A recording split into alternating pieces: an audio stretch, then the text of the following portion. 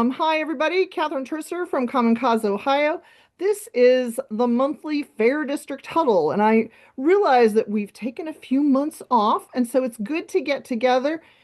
This is a real opportunity for all of us to hear about all things redistricting from Justin Levitt, Professor Justin Levitt. So I'm so glad that you all are here. I'm going to pop a link into the chat that will give you basically it's a Google Doc, and what it has is resources that are mentioned here.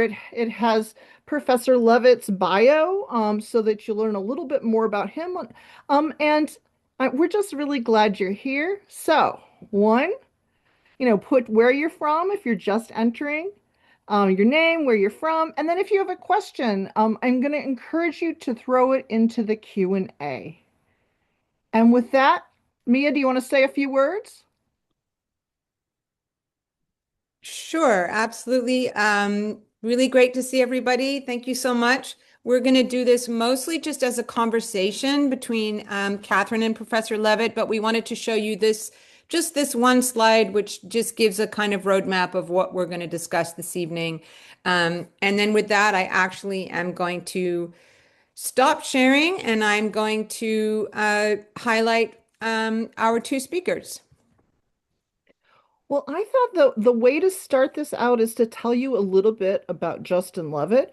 So now I met Justin years ago, and I think sometimes when we think about fair districts, we need to remember there was fair districts, but before that, we were fair districts equal fair elections. And then before that, we were the Ohio Campaign for Accountable Redistricting. And so we've had a bunch of different names over the years, and I know many of you have been redistricting reformers from way back. Many of you have been with us, 2005, 2012, Voters First. Certainly last year, with Citizens Not Politicians, I guess it's this point, it's 2024. So we've been at this a long time, but so has Professor Levitt. So one, I wanted to highlight that he is a professor of law and a constitutional scholar. He is at Loyola Law School. And, he went to law school himself at Harvard. Now, when I talk about Justin, I always say he was a co-author of The Citizen's Guide to Redistricting, which I just think is one of those books that, it's 2010, but I've held on to it because it just lays out a really interesting picture and reminds us, what are the different options and where can we go from here? I was, so pleased to know Justin during his tenure at the Brennan Center for Justice. Now, you will notice Elizabeth just popped in the resource doc, which will have Justin's all about redistricting page. And then I don't know if you knew this, and we might even have to ask Justin a little bit about this. He was the White House's first senior policy advisor for democracy and voting rights in 2021. And so with that, Justin, I know that whenever I do a biography, I'm sure I'm missing things. Are there things that you'd like to highlight that you've worked on recently? And could you tell us a little bit about your tenure as the senior policy advisor for the White House? Sure. No, it is a pleasure to be joining you, Catherine. I was saying just before everybody got on that I've known Catherine since I had hair, which marks the time a little bit.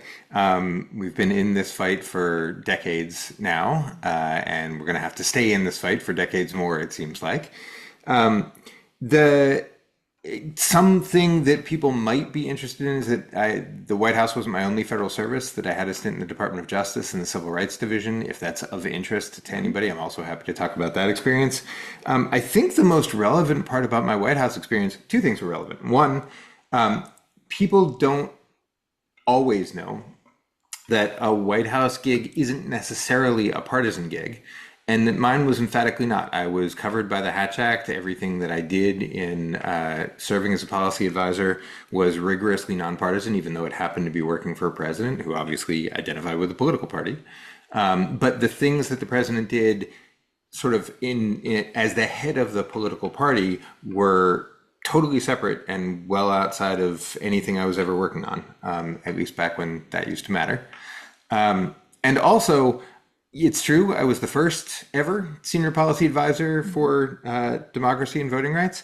It turns out, I think I was the last ever, or at least up till now, there's not been another one. So I have the privilege of knowing that I both did the best possible job and the worst possible job at that particular job, because I don't think there's been another holder of that chair. Well, and for those of us who don't know, what is the Hatch Act? The Hatch Act is a really important federal law that some administrations take more seriously than others, that says that most federal employees cannot use their position for partisan ends. And I think we're all used to hearing that in terms of most civil servants. But it also applies to most political appointees, that says that there are really strict restrictions on using the government for partisan ends or to further partisan purposes or to promote partisan ends. There are some exceptions. The president and vice president are accepted from the Hatch Act because they are both leaders of a particular political party and also government officials. But the vast majority of people who work for the federal workforce, whether they are career officials or politically appointed, as I were, are subject to similar restrictions on engaging in partisan activity. And I think that's a really important principle, particularly when you're working on democracy. Absolutely. So, we asked you here because we wanted to know all things about redistricting. And I thought I would start with California. But, I thought I'd start with that. I know for myself, I found that whole thing really painful because, of course, we're people that work on independent citizens redistricting commissions, and we worked on it for years. And I understand that the voters chose to be gerrymandered, but it was hard to watch from a distance. And I just wondered kind of what your thoughts were, because you're there. Yeah, I certainly can understand the way the California voters felt, and I don't think it's a ding against independent commission-led redistricting. As you say, we worked really hard on that. I personally worked really hard on that effort, and a lot of other people worked really hard on that effort. In 2008, the voters decided to replace California's provision for drawing state district lines with this independent commission. In 2010, they said, okay, let's expand that. Let's cover Congress too. And I think, and that commission has been running in the 2010 cycle, in the 2020 cycle, and it drew lines that served the voters of the state. And I feel very emphatically that it did a truly exceptional job drawing lines, serving the voters of the state. The primary example I have of its dedication to head down where communities are and not political fortunes of incumbents or parties is that in 2010, in the first year of its existence, it drew two of the most senior congressional Democrats, two of the most prolific fundraisers in the Democratic Party, into the same district. And if political parties had been in charge, that would have been political malpractice. But because the people in charge weren't tasked with caring about incumbents, they were tasked with caring about communities, they drew the lines that made sense for communities. And I think the 2020 iteration did just as well. I find it notable that when Prop 50, which was California's vote to temporarily suspend the commission for Congress to give the legislature the ability to draw gerrymandered lines mid-decade for Congress, and there's no two ways about it, that's what they did. That's what it was for. I find it really significant that the proponents of this plan did not propose repealing the commission. They only proposed suspending it for the time being. They proposed suspending it for the time being in direct response to Texas and its attempt to mid-decade gerrymander Texas congressional lines. And it only proposed this suspension for congressional lines, not for the state legislature. And I find each of those limits significant because in my mind, I think that if the proponents had gotten greedier, if they wanted to put the politicians back in charge, the voters wouldn't have stood for it. The voters really like the commission that citizens put in place, that voters put in place. And I think they were willing on a congressional scale, on a national scale, when other states were creating mischief, jeopardizing California's portion of representation in the House, I think they were willing to temporarily suspend this independent body, but only in the sense of not fighting a battle with one arm tied behind their back. I think voters really appreciate the work the commission did. I think voters really appreciate the work that the commission will do for state legislative lines. And I think they are hoping, I'm certainly hoping, that the commission is put back in place after the next census, along with some rules that stop this race to the bottom among states flat out. Right? Congress could step in at any point here. And there have been attempts to urge Congress to step in, including one that came very, very close to passing in 2022, came 2 votes from passing past the House, very narrowly almost past the Senate, didn't make it over the hump, which means we got to try harder. Well, so this, one of the questions that I got chatted to me had to do with, well, wait a second, we need to go back a little bit in time to Texas. So can you tell, like, I was like, what's going on? How did things happen with you in California and what did you make of the whole thing? But could you tell us a little bit about what kicked off this whole thing that you described as the race to the bottom? I can, and I appreciate your asking me earlier about the Hatch Act because that will feature back in. Mhm. So it turns out that there was some panic in partisan circles about how the coming elections were going to look, and that panic started to set in pretty early in 2025. And a bunch of partisan strategists got together to try to see what benefits they could eke out for their party. I have no doubt that both parties were engaging in this behavior, but it became most prominent among the Republican Party when they asked Texas to consider redrawing the lines mid-decade. The Texas had gotten sued within minutes of passing its state lines. Texas has a history of getting sued within minutes of passing its state lines, based on both racial problems and problems with the Voting Rights Act, related problems with the Voting Rights Act. And there had been 4 years of litigation heading to trial. A court had just put in place, had just held a 4-week trial. So a massive effort gone into, from Texas' side, defending its lines, and from plaintiff's side, challenging those lines. The court was poised to make a decision, and then Texas decided before the court ruled to up and just change the lines they had. They did so very expressly at the urging of the White House. They also did so very expressly at the urging of the Department of Justice, which sent Texas a letter. Painful to watch. Again, I mentioned up top I had served in the Department of Justice, and this letter, painful for a number of reasons. Typos and misunderstandings of the law and misinterpretations of the law that couldn't possibly have been misunderstandings, and a lack of factual content, and enough nonsense that it was really hard to know whether the DOJ lawyers who sent it really didn't know what they were talking about or couldn't string 2 sentences together. And those were the only 2 available legal options.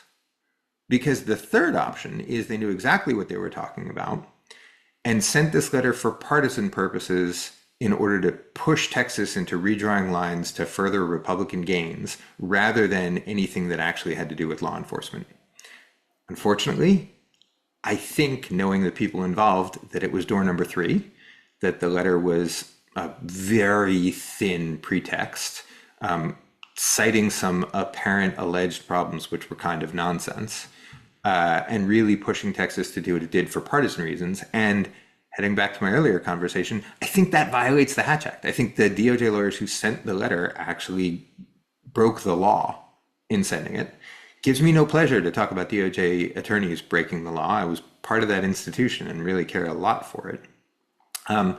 Texas responded, and it responded in part saying, we have to redraw the lines because the DOJ said we had to. The Department of Justice, the US Department of Justice said we had to, which was nonsense. They drew, and nonsense is the polite word for it. I have a lot of other less polite words for it. Uh, they redrew their lines. They redrew their lines calculating and explicitly saying, in part in response to the president, that they were going to see whether they could find five more Republican seats in a map that was already fairly significantly partisan gerrymandered from the beginning of the decade. They drew a map that, based on 2024 results, would likely get them five more seats. I have real questions about whether that's actually going to work in the coming elections because it presumes the 2024 electorate without any changes in outlook or who turns out. And I think all of the evidence that we've seen so far is that the electorate in 2026 is likely to be quite different and is likely to have very different views on the federal government than they did in 2024. So I don't know that Texas's effort will be successful, but that's what they said they were trying to accomplish very explicitly. And California's map came as a direct response. It too was aiming for five seats to gerrymander in a partisan fashion to pick up five Democratic seats very directly and explicitly in response to Texas. I want to be really clear, neither state had any impetus to redistrict from the courts, from a state constitutional process. I know Ohio had to redraw lines in 2025, and I can imagine the scale of the discontent with the way that they did, but I know at least that was required that there be some line drawing in 2025. Neither Texas nor California nor any of the other states that are now involved in what's become a partisan war were required to draw lines, and yet they did. And I'll tell you, it could be worse. And in some ways, I know this is counterintuitive as somebody who has worked on reform for decades. It's hard to root for the state you live in to violate the Constitution, so I won't say I was rooting for it. And I think that it's important to remember that excessive partisan gerrymandering is unconstitutional. The Supreme Court decided in 2019 that in a case that I know Catherine worked on and a case that I worked on, joint cases, one out of North Carolina, one out of Maryland, a Republican gerrymander out of North Carolina, a Democratic gerrymander out of Maryland. The court saw both, said, this is unconstitutional, but also don't look to the federal courts to stop it. They essentially said, we see you, there's shoplifting going on. We're going to make sure that nobody's watching the store. And I think state legislators in both Texas and California and an increasing number of states are violating their oaths of office to uphold the federal Constitution when there's shoplifting. There's a lot of shoplifting going on right now, but the shoplifting could look worse. There's nothing in federal law saying that districts have to be contiguous, that they have to be connected to each other. So if you wanted to take a part of California, like Riverside County, which is quite heavily Republican, just east of Los Angeles, and stick it in the heart of San Francisco, hundreds of miles away, or if you wanted to take the very northern border of Jefferson, California, the libertarian northern fringe right up on the border with Oregon, and stick it in the heart of LGBTQ West Hollywood, down very close to where I live, there's nothing in federal law prohibiting you from doing that. If you wanted to spell out your favorite obscenity and your favorite political figure in the shape of a district and use the district to spell that out, there's nothing in federal law prohibiting you from doing that. And I was at least a little bit in favor, holding my nose the whole time, that if California voters were going to violate the Constitution by partisan gerrymandering, do it in a way that shows what real brinksmanship gets you. Show them the wasteland of the aftermath of where this is heading if real adults don't step in. They didn't. They responded to Texas. Other states have now jumped in the fray, but that's how we got to the point where we are right now. Well, I don't know if you saw the yikes in the chat, because it's one of those things. I don't know whether it's like a lack of imagination on my part, but I'm like, well, this is awful. But you are absolutely right. You can do any number of things because what do they call it? Non-justiciable, which, where you're like, okay, everything else seems to be justiciable, and not this. So one of the states that we have been looking at super closely is Missouri. And the reason that we've been paying attention to Missouri is, of course, we are similarly, we're a state with direct democracy, the ability to referendum something. And so we have been watching that super closely. And so could you tell us a little bit about, I don't know if you knew this, I was born in Columbia, Missouri. I did not So know that. yes, yes. So if you could tell us a little bit about what's going on there and the challenges they're facing. So, Missouri, I'm hearing Catherine's native accent come out as she's pronouncing where she's born. Missouri joined the fray and decided to redraw their lines. I should add, there's also no federal law on whether it's okay to redraw lines for without a court telling you you have to in the middle of a decade. There's a one sentence bill. It would be very easy to have such a federal law, at least for congressional lines. There's a one sentence bill that's been sponsored by, no surprise, a Republican from California. The same one sentence bill has been sponsored by, no surprise, a Democrat from Texas. It's a good bill. It's been a part of a lot of other congressional legislation to say nobody gets to draw a line mid-decade. Once you have census numbers, draw the lines and then leave it for 10 years. That's not a fix for everything, but it's at least a start. Absent that bill, absent that law, it's up to each state whether they will allow mid-decade redistricting for either the state legislature or Congress. And Missouri doesn't have a prohibition, or at least doesn't have an express prohibition. There's litigation over that, like there is over everything, about whether, in fact, Missouri law stops the legislature from redrawing the lines without a court order. The legislature decided to redraw the congressional lines and have produced a new map. There are at least 5 different lawsuits that I know of over the legitimacy of that map, including was the legislative session done right, and was can you redraw the map in the middle of a decade? In addition to all of this, there's also been, as you indicated, a referendum, because the map redraw was normal legislation and Missouri provides for referendum, much as Ohio does. And a group of enterprising citizens said, we don't like this nonsense, and our state gives us the opportunity to tell the legislature we don't like this nonsense and repeal the change. There's a fight over the timing of the referendum. There's a fight over the signature count of the referendum. There's a fight over the ballot language that will be used to put the referendum to voters if the signatures get processed. And all of this is being vigorously contested, not least through the Secretary of State's office, the Missouri Secretary of State's office, which has responsibility for this election administration, including the referendum, including an effort to throw out about a third of the signatures collected, because they were collected in the week between the maps being put forth and being officially signed off on. So the legislation was moving, and organizers said, we're going to go collect signatures because this is nonsense and we know what's going to happen. And the legislation passed and they collected a bunch of signatures, and then the governor signed it. And there's a dispute about the signatures they collected in that period between the legislature passing the lines and the governor signing that bill. I cannot tell you how those court cases are going to get resolved, but I can tell you that just about every part of that referendum process is the subject of hot disputes in Missouri state courts right now. And there will probably be a bunch of decisions and then a bunch of appeals on all of those issues.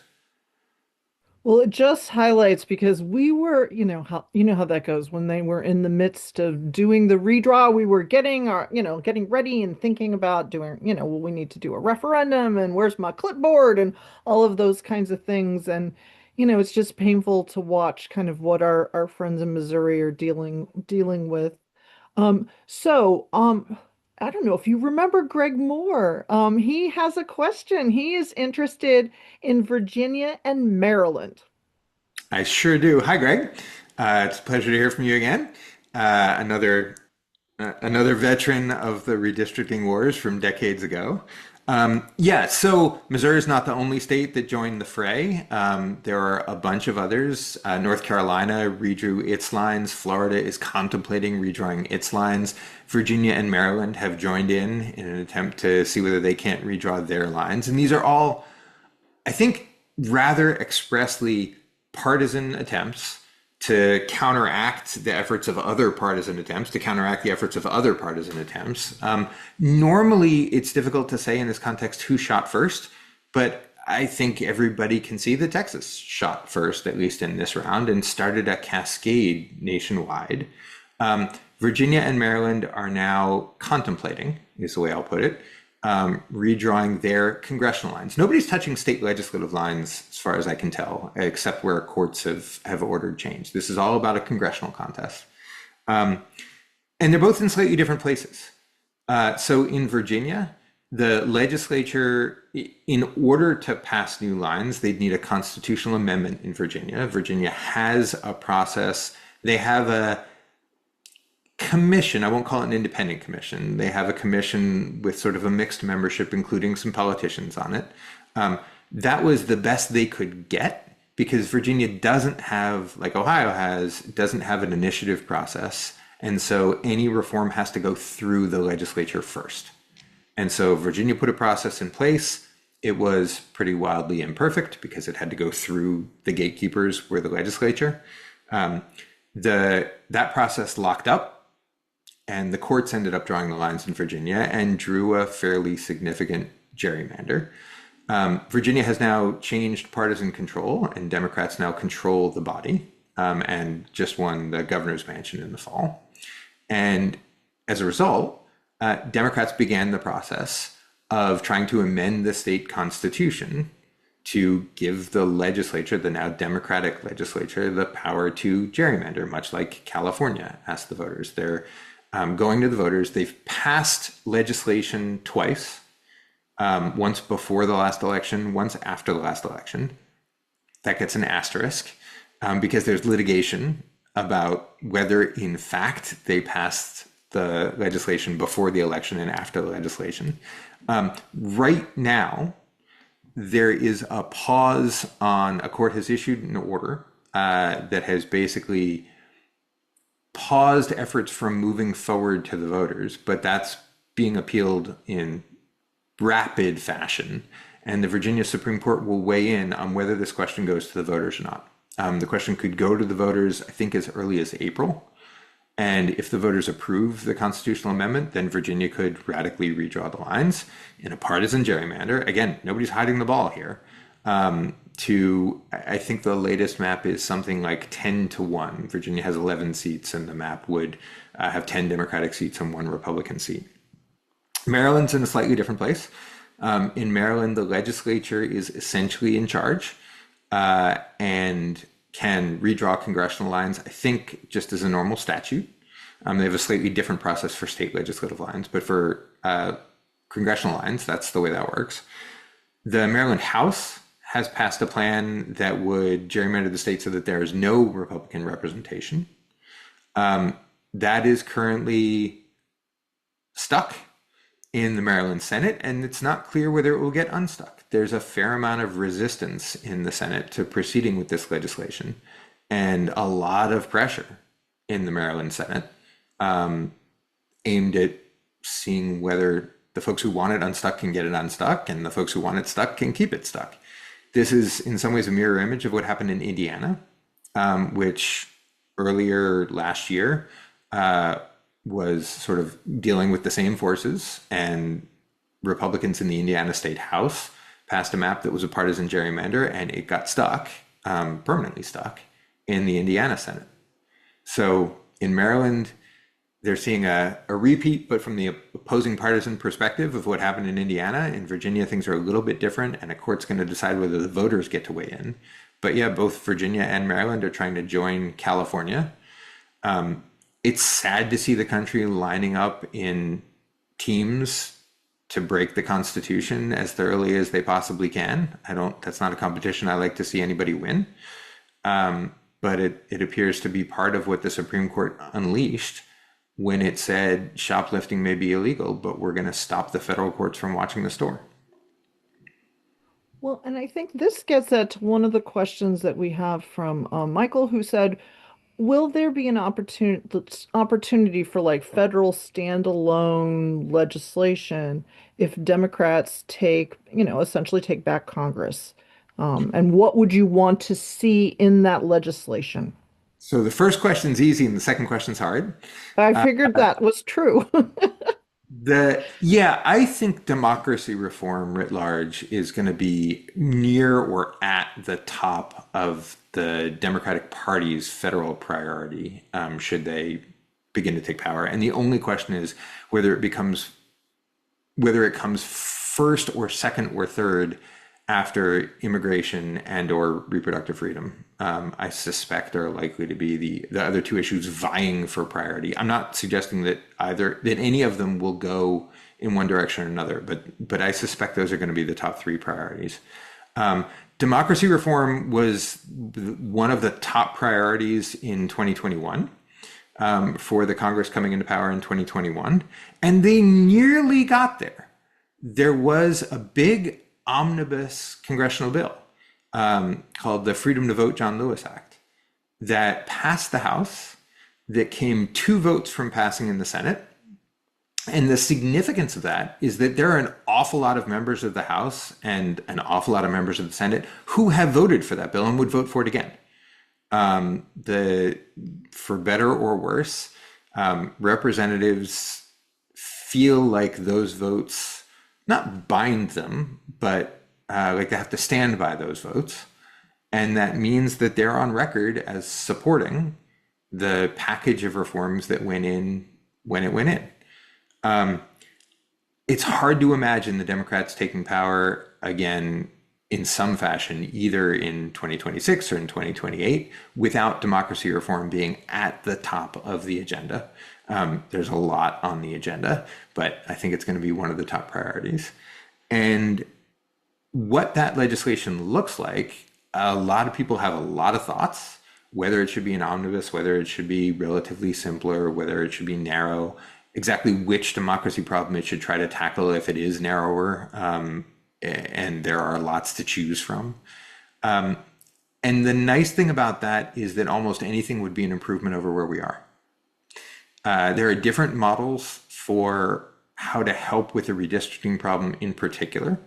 Some leave more flexibility to states within certain guidelines. Some leave less flexibility to states. But I've seen a bunch of different conceptions of what that legislation could look like. And all of them are improvements, from modest improvements to pretty substantial ones. Well, early on, we had a question that was about why is it that some people don't support independent citizens redistricting commissions? Yeah, I saw that question come Mhm. across, and I was intrigued by it because I don't think the question was some people. I think the question was voters. And I Yes. was going to push back because voters, when properly educated about what the thing is, generally do by a lot. Actually, the polling, when you ask the question neutrally, gets an overwhelming bipartisan response, and that's not particularly geography specific. And you can see this from places where it's worked. In California and in Colorado and in Mhm. Michigan, Democrats voted to take the power away from presumptively Democratic legislators, took the power away from their own team to put citizens in charge who weren't just playing for the incumbents.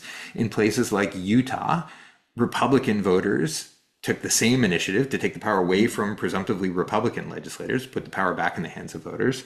And we see this over and over and over again, that the most of the propositions that pass with pretty substantial bipartisan majorities of voters. That said, they encounter a lot of resistance from entrenched incumbents, and particularly from parties that think they're going to be in charge. They get a lot of wind in their sails from parties that think they're going to be in the minority because they would love anything other than being in the minority for partisan play going the other direction. But they tend to get a lot of resistance from the party that thinks it's going to be in charge. Mhm. The California Democratic Institutional Party fought tooth and nail in 2008, and the California congressional delegation, the Mhm. Democratic congressional delegation, fought tooth and nail in 2010. Mhm. And where there's been resistance, that resistance has come from two places. One, from ballot summaries or proposition summaries that don't actually reflect the content, that are a little tricksy and get people confused about what's being offered to them and what the effects would be. And two, from an enormous amount of funding. I Mhm. know you have experienced both of these things in Ohio, that generally comes from the entrenched incumbent interests, or people who want to keep the entrenched incumbent interests, trying to convince the voters to vote against what most voters really like when they're given a fair shot and told what's actually in the substance. So my experience is not, there are, I should say, commissions aren't perfect. There Mhm. are better designs and worse designs.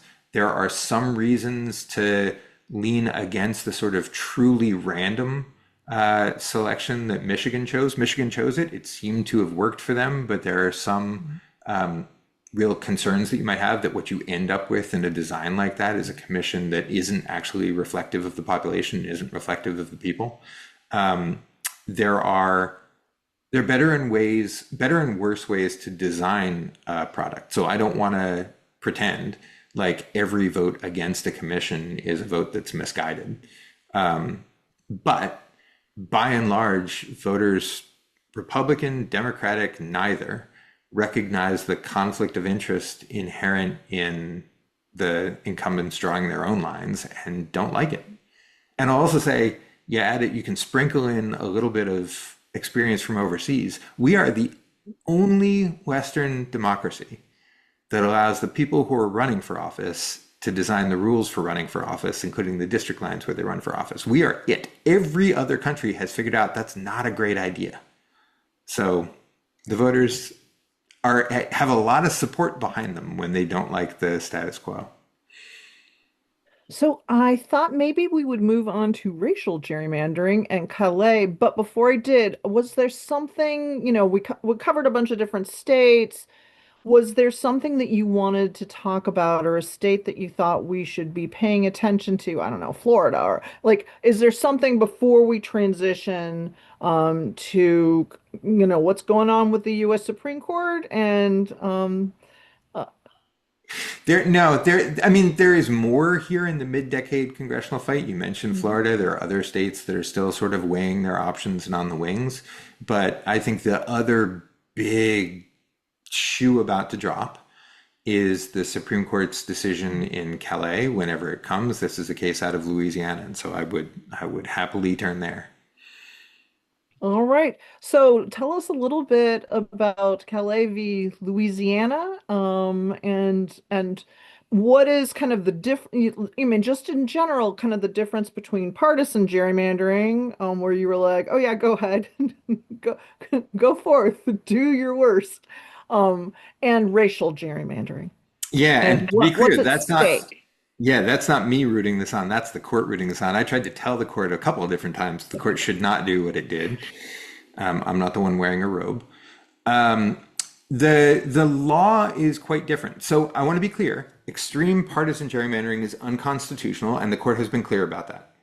It just said it wouldn't get involved, and it kept other federal courts from getting involved. It pulled other federal courts out of that fray. When it comes to race, things are very different. So it has, since at least the 90s and a little bit before then, it has been the rule that you are allowed to consider race and sometimes have to consider race as long as race doesn't predominate over all other factors. And even if race does predominate, if you've got a really good reason to consider race, then you're allowed to and sometimes have to consider race. And often that includes the Voting Rights Act, which requires consideration of race in some circumstances. I want to spend 30 seconds on that because a lot of people think that the Voting Rights Act says there's a caricature out there that isn't true. A lot of people think it says whenever there's a pocket of minority voters, you got to draw a district for them. And that could not be farther from the case. Take it from somebody who's litigated cases. If it were that easy, there'd be a lot more cases I would have won. The Voting Rights Act instead says we're going to look to see where district lines would really make a difference in the opportunity of a minority group to elect whichever candidates they wish. And then we're also going to look to see where either past or present discrimination would be perpetuated if we didn't draw districts that gave minorities a fair shot. This is a test that was put in place in 1982 with overwhelming bipartisan majorities. It was in place for decades with overwhelming bipartisan majorities.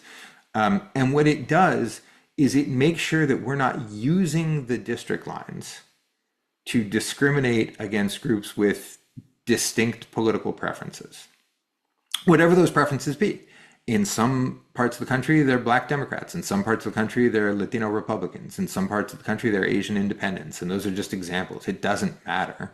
If there's been a history of discrimination against a group with these distinct preferences, and you could draw the lines to give an equal opportunity, the Voting Rights Act says you should do that. It's relentlessly data-driven and relentlessly averse to assumptions. And it is localized forever and always. So you can't just wander in and say, I got some thoughts about how people in Columbus might vote, or I got some thoughts about how people in Cincinnati might vote. You got to prove every bit. There was a case in Louisiana. Louisiana drew district lines in 2021, and a group of plaintiffs brought a case that says these lines are discriminatory. There's a district you can draw in the Southeast that you have to draw, and given the history of discrimination there, you've got an obligation to draw. And it's not going to mess with the rest of the state, so you might as well go ahead and draw it. And they won that case. They won a preliminary injunction. They won a "you're probably going to be right" decision in front of a federal judge, and convince the federal judge these are hard cases to win. These take months of work. Again, relentlessly data driven. And the federal court said, yeah, you're right. Not other cases, different judges have said, no, you're wrong. But here the judge said, yeah, you're right. Louisiana gets first shot to fix the problem. And that's generally the case in voting rights law. So they said, you got a problem. Louisiana's first shot to fix it. And they drew a district not where the plaintiffs had asked for it, not in the Southeast. They drew a district stretching from Shreveport all the way down to Baton Rouge. And for those of you that aren't familiar with Louisiana geography, that's like a diagonal slash across the middle of the state. And they did that in order to protect Speaker Mike Johnson and Majority Whip Steve Scalise and a couple other Louisiana Republicans. They decided they would rather draw the district there than where the people who were arguing for the district said they had a right to it. A different group of plaintiffs sued, a group of white voters sued, and said, you've drawn that district predominantly based on race, and you can't do that because you didn't have a good enough reason. I think this case was really easy. I think the fact that they could have drawn a district where the plaintiffs had said they wanted a district, where the court had said they owed a district, but chose to draw it in this slash across the state in order to preserve the seats of the Speaker and the Majority Whip and a bunch of other Republican incumbents, shows that the reason the district lines looked as it looked weren't predominantly because of race, but predominantly for partisan reasons. And the court, I don't like this, but the court has repeatedly said, including as recently as last year, that drawing districts predominantly for partisan reasons doesn't cause the same problems and isn't a concern of the court. So I thought this was an easy case. When it got to the Supreme Court, and all of these cases come up on direct appeal, so they're sort of fast tracks to the Supreme Court in ways that look weird for other litigation. When it got to the Supreme Court, I fully expected them to sort of set things right pretty quickly. And they started down that road. The trial court had agreed with the plaintiffs, and I thought there was no way that should have happened. So the Supreme Court stepped in and pressed pause, and I thought, oh, okay, that seems right. And then they left it there. And then They said they were going to set the case for argument, which means they're going to hear about it, which means they thought there was something complicated about it. That was confusing. And then last June happened, and on the last day of the term for delivering opinions, no opinion came out. And those of us who were watching said, hey, wait a minute. This is an easy case. Where is this thing? The court sent it for re-argument back in October and heard it again. And now they have raised a bunch of very big questions, including, is it constitutional to consider race at all? And if so, when? Now, the answer has always been sometimes. And I kind of think the court is probably going to choose the answer sometimes.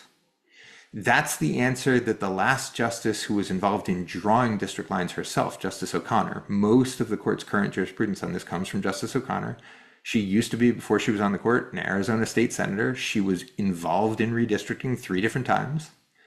And so she understands what it really means to draw districts around communities, and the fact that that means that you can't not see race.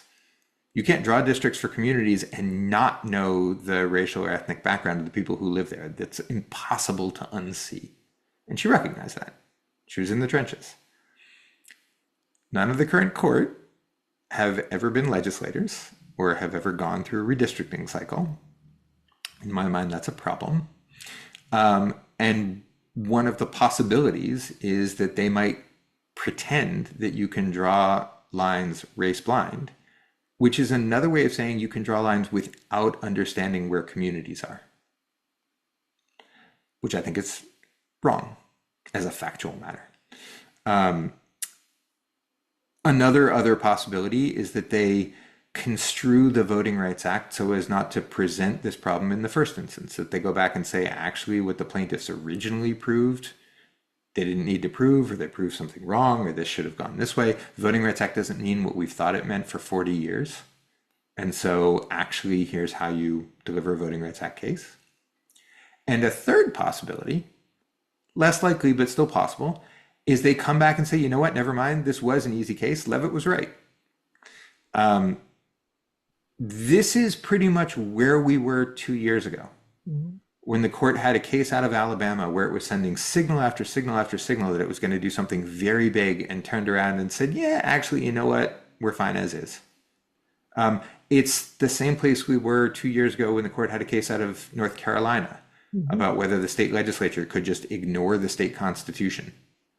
And we're sending very disturbing signals, and then came back and said, no, actually, that's really dumb. So it's still possible. They look over the edge of the particular cliff that we're facing and step back from the edge and turn around and say, you know what, never mind. I'm hopeful that they do. I've got a brief at the court trying to convince them that they should. But the signals now look like they looked 2 years ago, like they're going to do something bigger. And whatever that bigger is could very well throw a wrench into not just congressional districts, but districts all over the country. And I got to emphasize, not just majority minority districts. If they say something like, you cannot consider race in the redistricting process, that means for districts full of white people too. And as soon as you think that and you say, well, wait a minute, it's really hard not to know that the people who live in that district are white. Yeah, now you see the problem.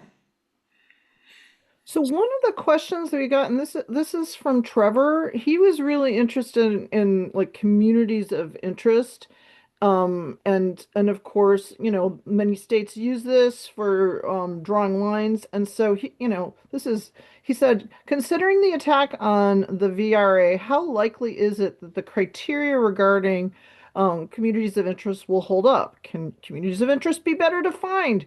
Is there any existing case law or precedent concerning communities of interest? There is, and there's case law in various state constitutions and in state court action, yes. Some of it's pretty vigorous. Alaska has a particularly vigorous communities of interest requirement, and the courts have struck down district plans as saying they didn't properly consider communities of interest. It's a great question, and like about 80 of the questions that are going to be on this particular thing, it will depend a lot on what the court decides in Calais and how. It's going to be less the result and more the reasoning. Like I said, there's a huge range of possibilities from nothing to see here to we're declaring a part of the Constitution unconstitutional and everything in between. And a lot of what's going to be available afterward depends not just on what the court decides, but how it decides. And there are 9 people in the world who know that answer, and I am not one of them. And so we should all be watching to see what actually happens. So when will the case be argued? It was Again, argued already. re-argued. It was re-argued already.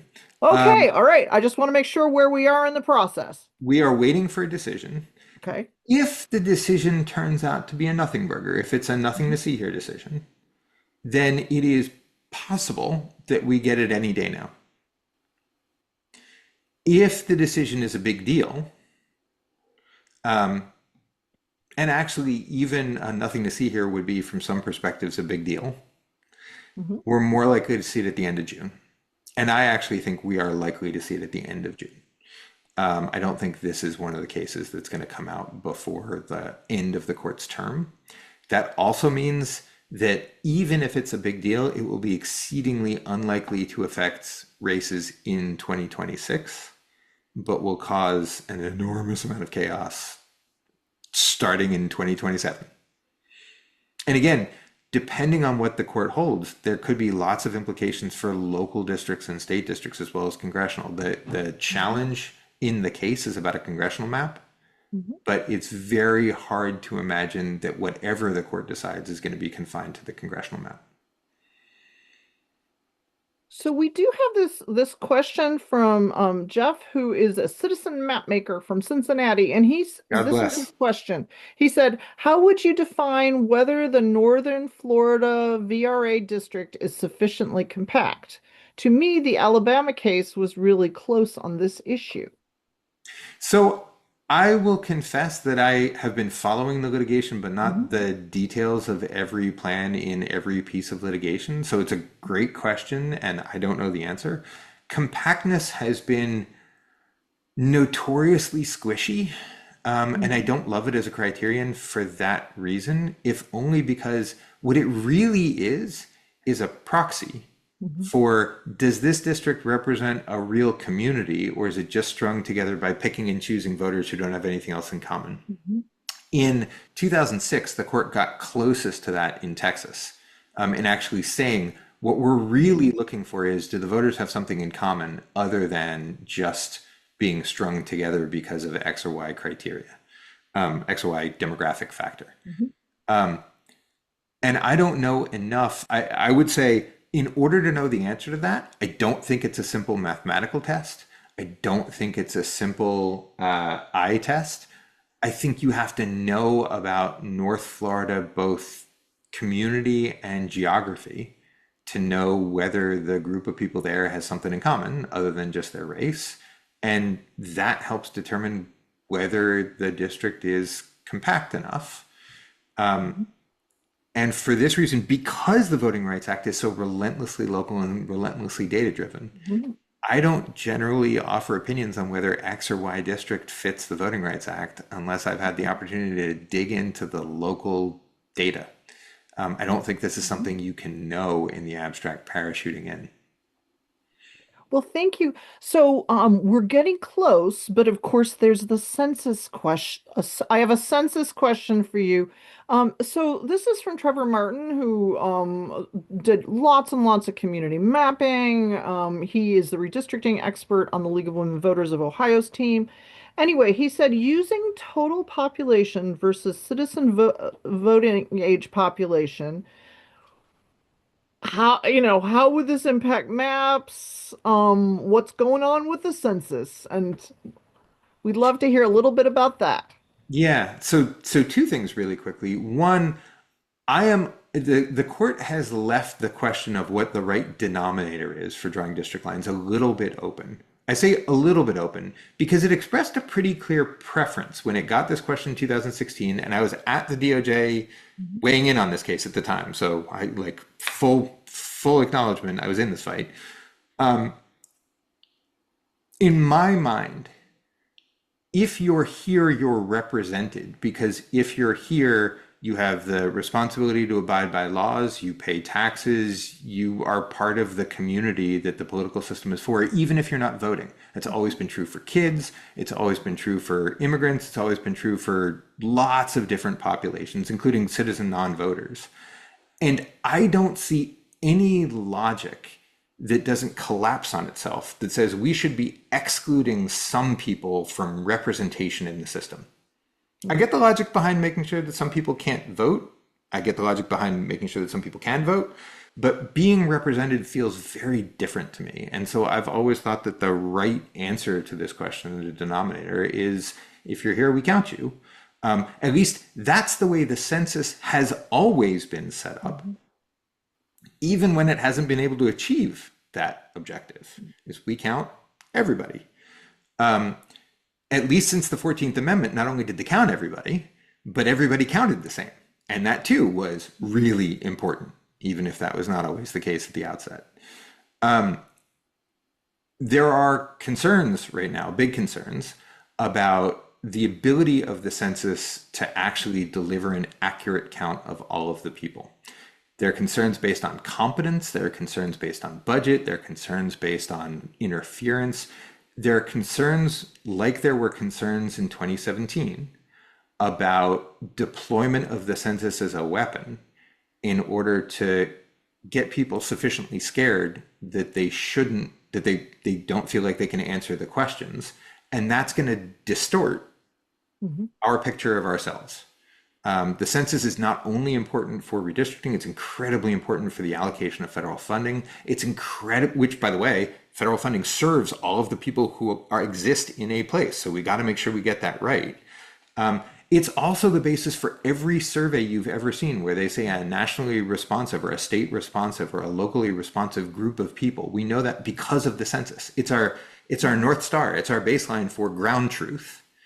And so we owe it to ourselves to get that as right as possible. And I think there are real concerns that some of the prep for the census may be getting in the way of that. Among them, very controversial, and this is a controversy that's been resuscitated after a big fight 8 years ago, is putting a question on the census about citizenship. And the real concern is that in the type of immigration environment we have today, that asking the question in the group of 10 questions that you put on the front of a census, right? Name, age, address, race, we're done here. That's it, basically. That among those basic questions, how many people in your household? Among those basic questions, asking the question about citizenship makes it so prominent that people decide not to answer the census, and that costs representation, that costs federal funding, that actually distorts our picture of who we are in a way that affects a lot of things and not just representation. We had a giant fight about this culminating in the 2020 census and resolved it sort of kind of in time, but some of the damage was done in the prep, and we had an undercount in 2020 for a lot of reasons. The pandemic interfered with a lot of operations, but part of that undercount, I think, was in the planning and in people getting scared. And I think there's a lot of concern in the community that we're heading in a similar direction again. There is still time to change that. So I'm not saying that's inevitable. There's a lot of great work being put in communities to encourage a full count and in getting the Census Bureau the funding it needs and. But danger signs is what I'd say.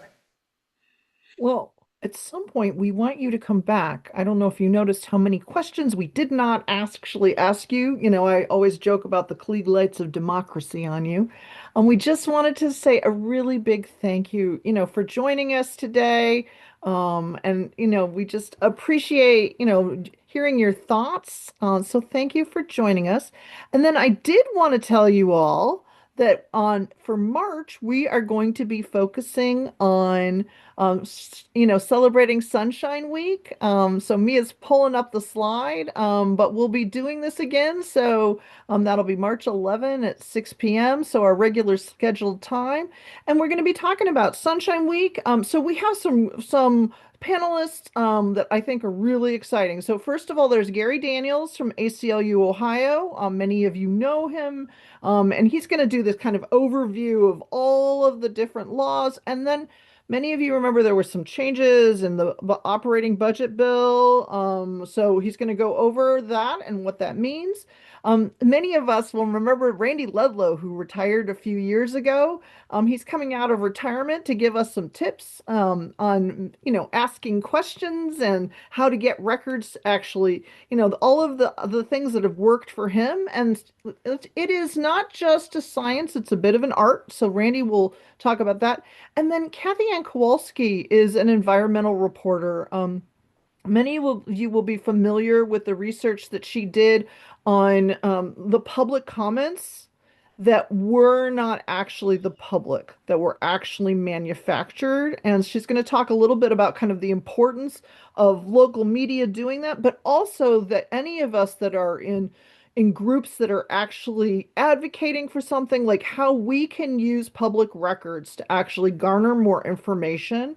And then, because there are lots of things we can talk about redistricting, and we did not hit every topic, but we're going to be moving into covering, fair democracy as well as fair districts. So I want to encourage you all to send suggestions for upcoming volunteer huddles, to me, and you'll get a follow-up email. And I just wanted to say a great big thank you for joining us, Justin. We're so grateful to learn as much as we did. I'm seeing all sorts of thank yous in the chat, so I hope you see that as well. And in a few months, we'd like you to come back and especially after we find out what happens with Calais. If it's a nothing burger, we will not bother you. But other than that, Oh no, we I'd be happy to come back and talk about all the things he didn't do. But no, I profound thanks to you, Catherine, and to everybody else involved in the huddle, and thanks to you all for spending part of your evening with me. I really appreciate all your energy and all your work. I know there's been a tremendous amount of work on democracy reform in Ohio, and I appreciate every bit of it.